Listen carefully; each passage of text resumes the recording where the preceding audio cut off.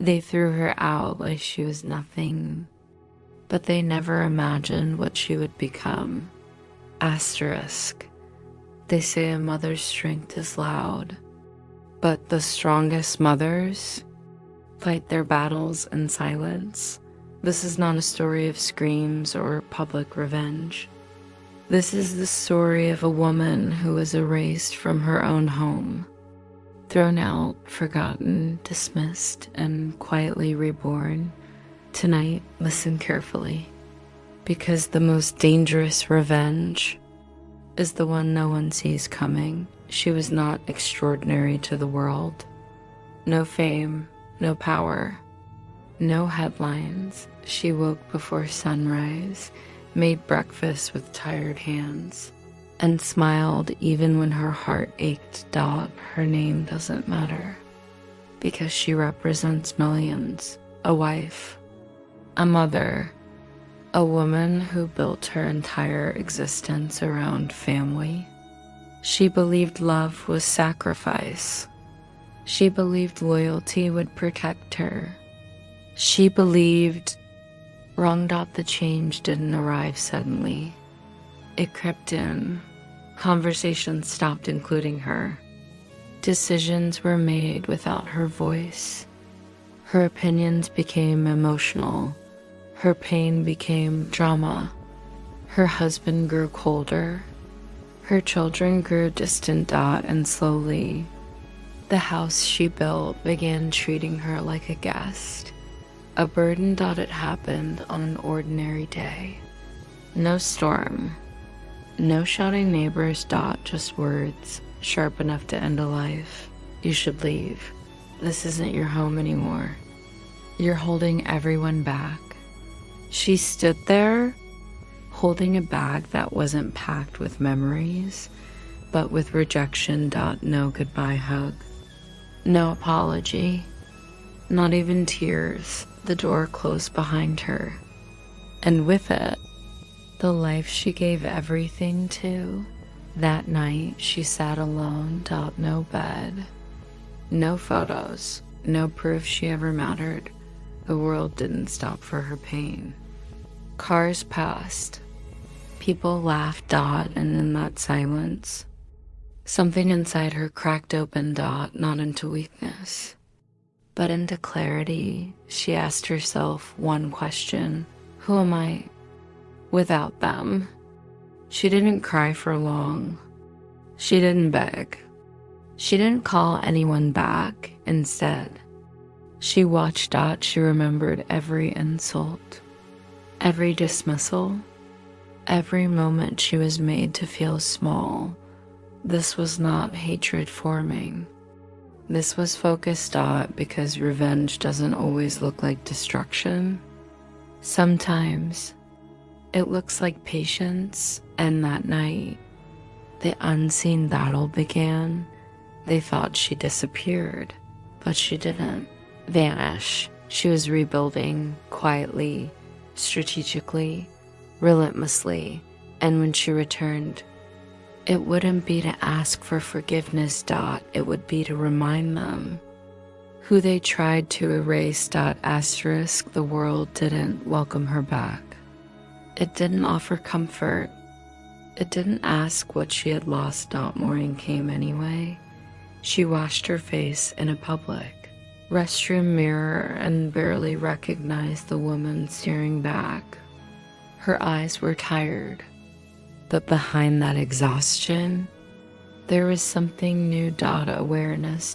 For the first time in years, no one was demanding anything from her, and that silence felt terrifying and freeing. She found a small room, bare walls, a thin mattress, a single window that barely let the light in. This was her kingdom now. She counted every coin. She walked instead of taking transport. She ate less, not because she wanted to, but because survival doesn't ask permission. At night, hunger spoke loudly, but louder than hunger was her memory. She replayed every moment, not to torture herself, but to understand. She realized something most people never do. She hadn't been weak. She had been useful. Her kindness had been convenient. Her silence had been profitable. Her sacrifice had made others comfortable. And the moment she stopped being useful, she was discarded. That truth hurt more than the abandonment, but it also lit a fire. She didn't dream of revenge that night. She dreamed of independence, a job, any job. She cleaned offices after midnight. She folded clothes in a factory where no one asked her name.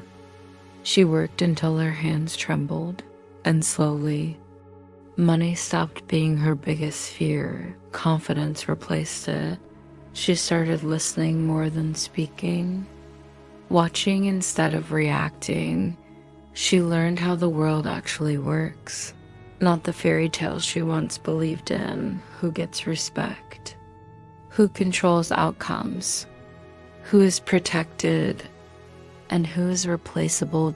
Knowledge became her armor, and every night, as she lay on that thin mattress, she whispered the same sentence to herself: "They will never see me coming." While she rebuilt herself in silence, the house she left behind began to crack. Her absence was noticed, not emotionally, but practically. Meals were late. Laundry piled up.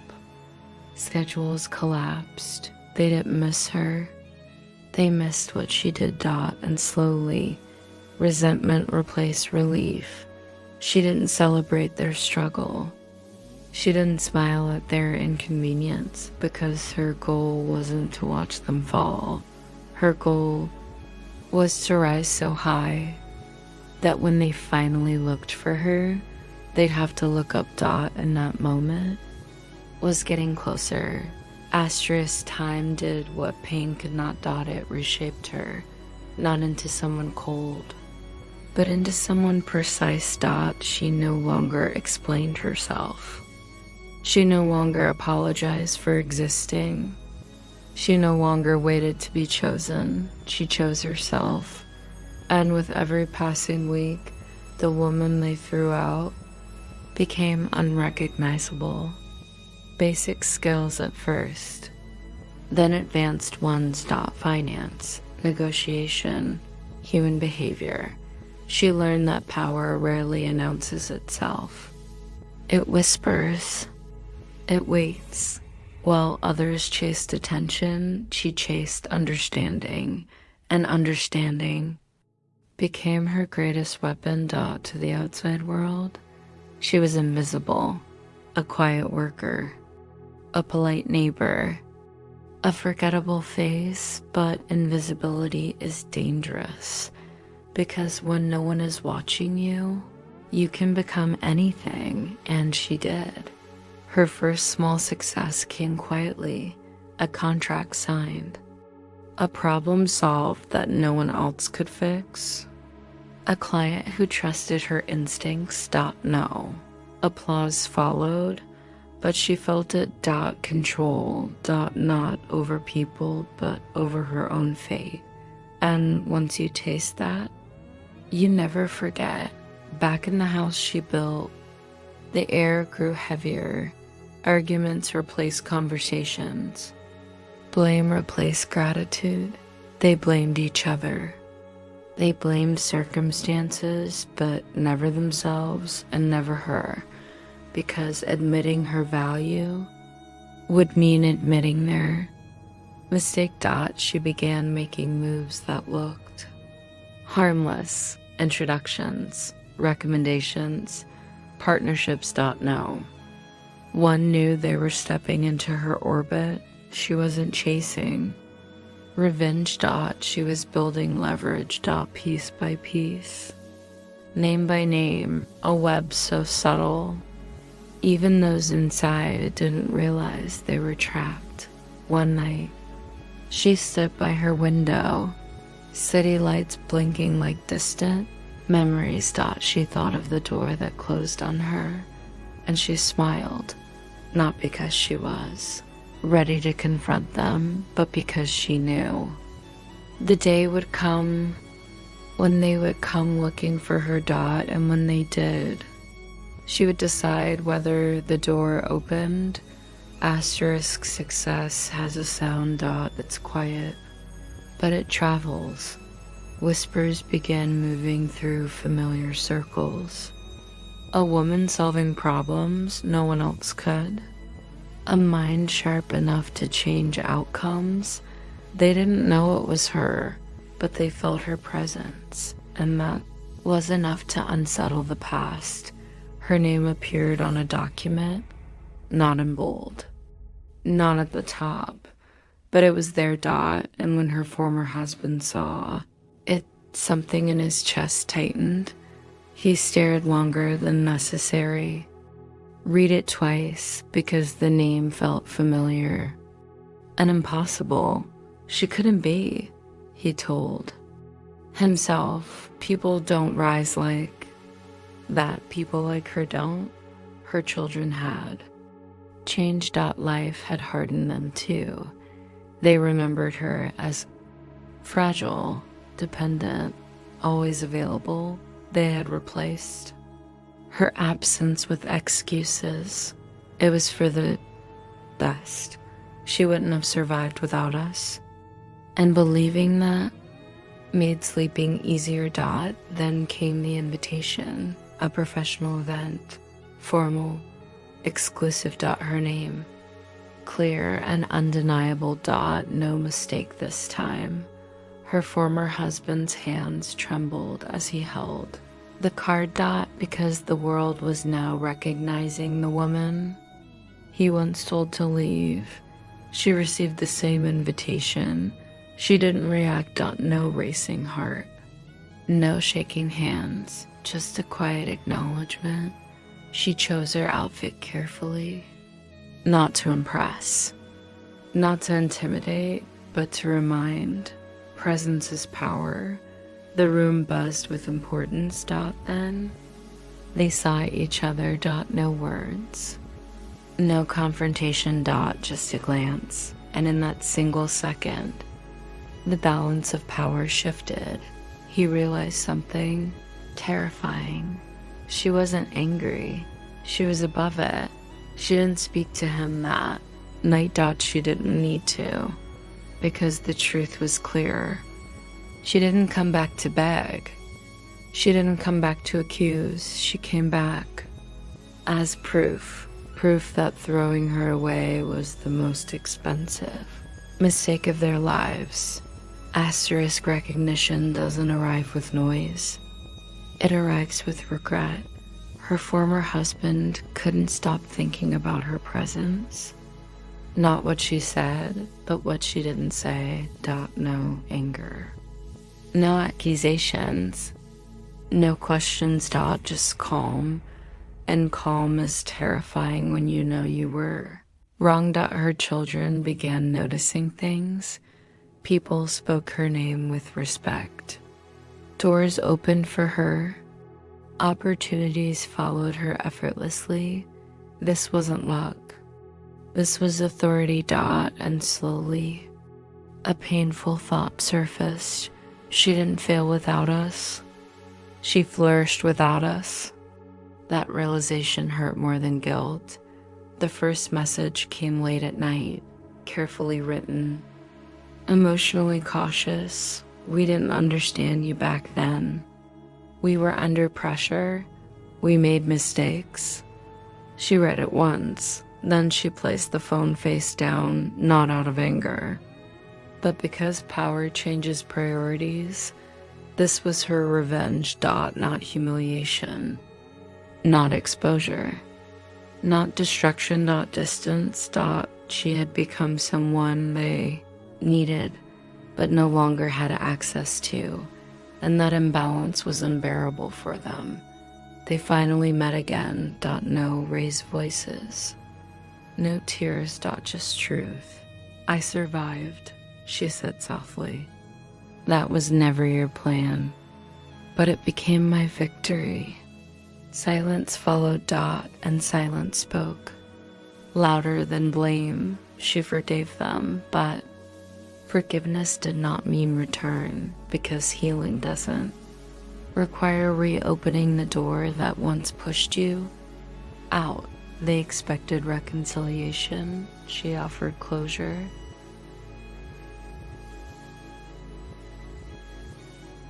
Time passed, Dot, not dramatically, not loudly, Dot, just enough for wounds to scar and lessons to settle. She no longer measured her life by what she lost, but by what she built, and what she built could not be taken from her. Dot. She mentored other women, not with speeches, not with pity, Dot, with proof, Dot. She showed them how silence can sharpen focus, how patience can outlast cruelty, how dignity can be reclaimed. She became the woman she once needed. They moved on too, but something remained broken, not because she punished them, but because they had to live with the consequences of underestimating her. Some mistakes do not demand revenge, they demand remembrance. Power is not control over others. Power is never begging again to stay where you are. Unwanted. Power is choosing peace over familiar pain. As she chose peace, this story isn't about revenge.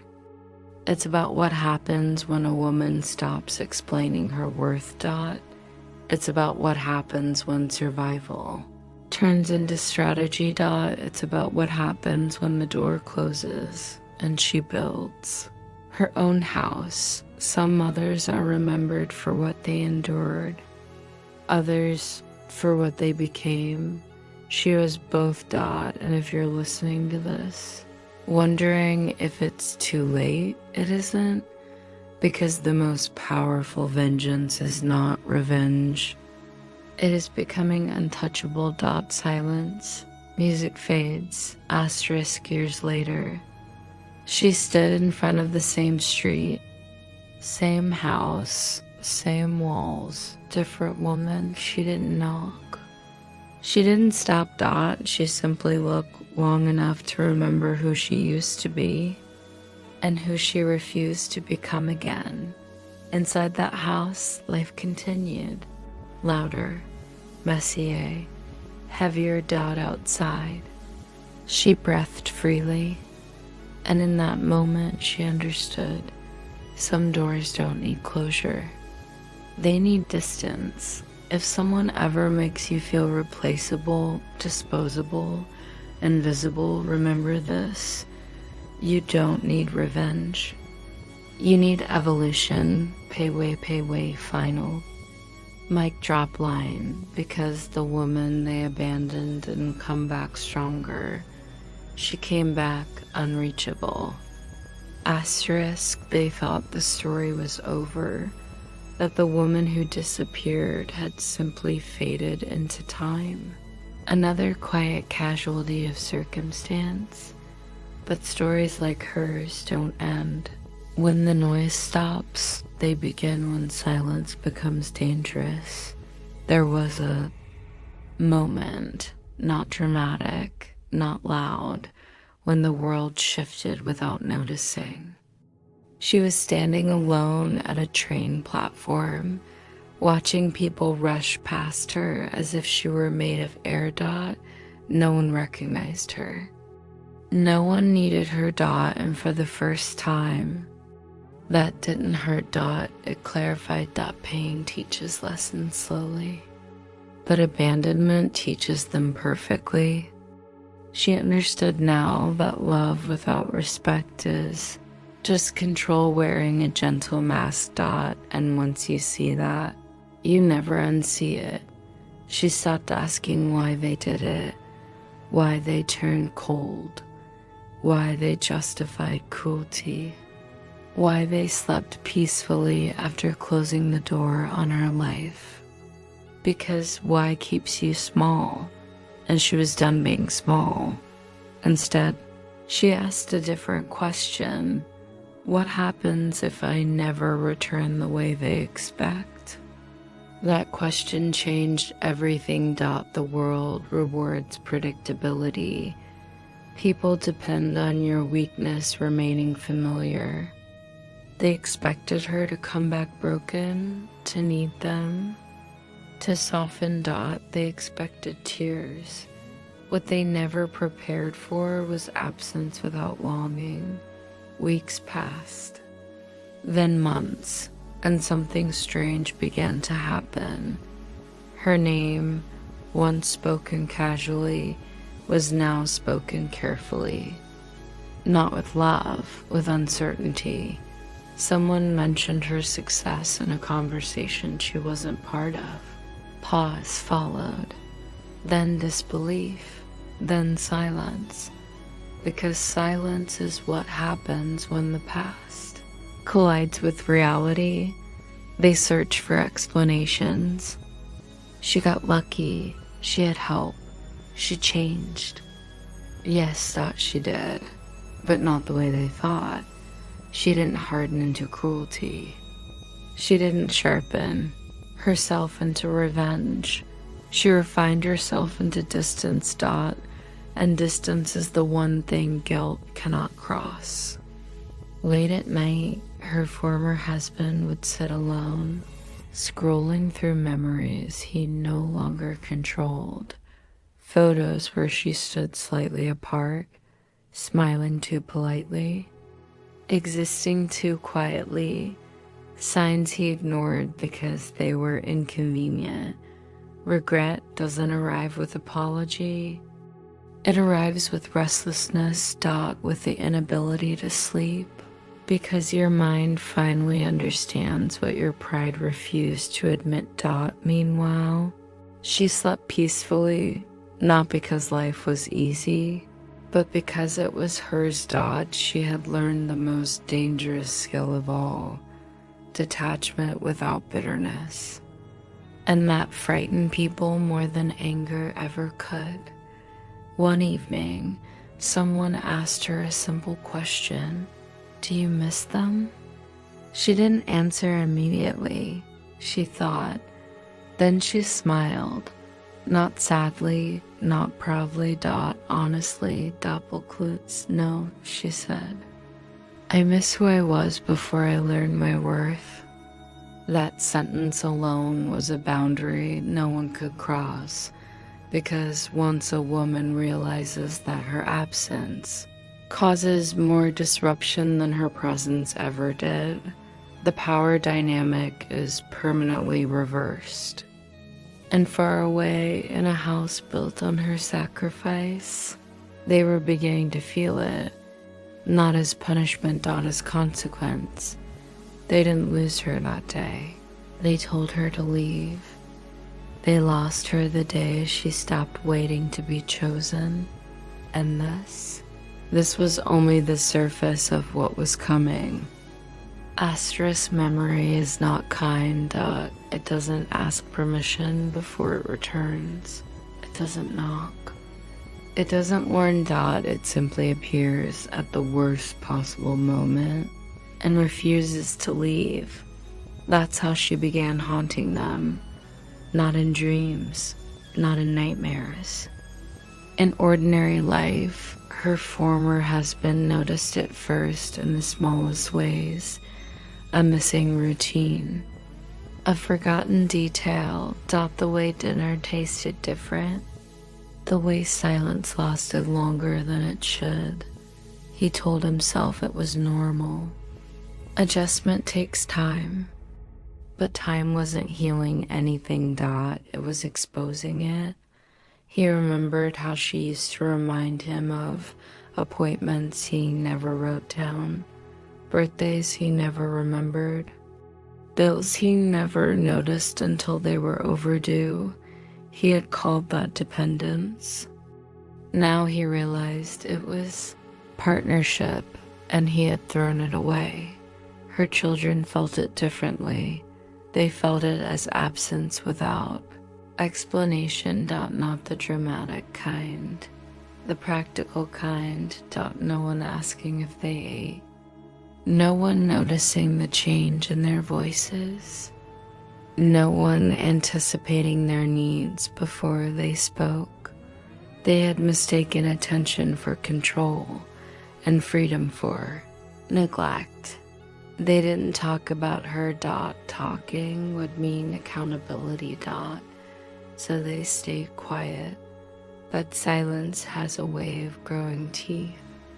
Meanwhile, her life expanded, not outwardly, but inwardly. She developed habits no one could interrupt, morning routines no one could disrupt, evenings that belonged entirely to her, thoughts. She wasn't lonely. She was uninterrupted, and that was intoxicating. She learned something crucial during that time. People confuse access with entitlement. Just because someone once had you doesn't mean they deserve you forever, and she had revoked access without announcing it. Her name surfaced again, this time in conversation between people who mattered. Not emotionally. Professionally. She was described as reliable, sharp, someone who sees what others miss. No one mentioned her past. It no longer defined her. That was the moment the imbalance became unbearable, because they remembered her as someone small, and the world remembered her as someone essential. Both versions couldn't exist at the same time. Her former husband searched her name online, not obsessively. Carefully. As if afraid of what he might find. What he found instead was absence. No public pain. No dramatic story. Just progress, and progress is the most humiliating outcome for those who expected collapse. He drafted a message, deleted it, drafted another, deleted that too. What do you say to someone who didn't fail without you? What apology works when the damage can't be undone? She never knew about the drafts, and that made it worse. Because regret is heavier when it has nowhere to land. She, on the other hand, felt something unexpected, not satisfaction. Release. She no longer needed validation from people who had already shown her their limits. She had outgrown the version of herself that waited for permission. One afternoon, she passed a mirror and stopped, not to admire. To recognize. The woman looking back at her stood differently, not taller, steadier. Eyes clearer. Jaw relaxed. This was not reinvention. This was restoration. The past tried again. A mutual acquaintance. A casual mention. They've been asking about you. She nodded. Nothing more. Because curiosity from the past is rarely concerned. It's discomfort. They wanted reassurance. But she wasn't angry, that she wasn't powerful, that she wasn't holding anything against them, but she owed them nothing. Not explanation, not closure. Not even acknowledgement. That's when the realization struck them, slowly, painfully. She had moved beyond reaction. And when someone reaches that place, you no longer matter the way you once did. Regret turned inward. Questions surfaced they couldn't answer. Was it necessary? Was it fair? Could things have been different? But fairness doesn't reverse decisions, and time doesn't negotiate. She had learned the most important truth of all. Closure is not something someone else gives you. It's something you take when you stop returning to places that broke you. And while they searched for words, for reasons, for a way back, she was already gone from the version of the story. Where they mattered. The distance between them was no longer physical. It was irreversible. And deep down, they felt it. This wasn't silence anymore. It was permanence. Asterisk. And so the story ends not with revenge, but with arrival. She was never meant to return to the place that broke her. She was meant to outgrow it. They searched for the woman they abandoned, but she no longer existed. In her place stood someone